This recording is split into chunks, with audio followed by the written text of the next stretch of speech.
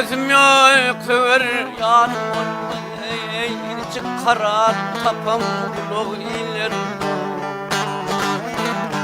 Bağı yesey bülbül varım bulmaz ey Gönlüm takat vermez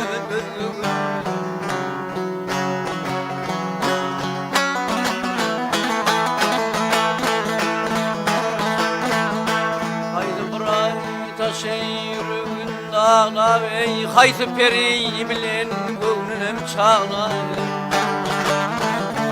Yarından ayrılıp görünürde ağlay Haydi sahralarda haydi çöl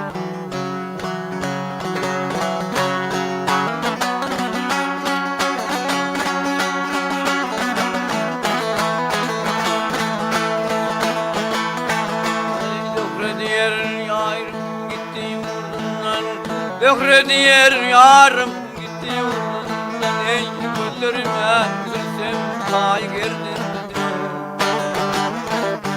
Kütümü köp avay hanım derdinin gelmeni tahir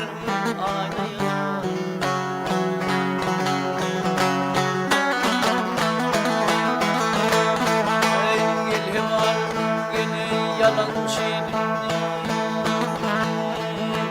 Gel hemalım gel ey kısacık dünya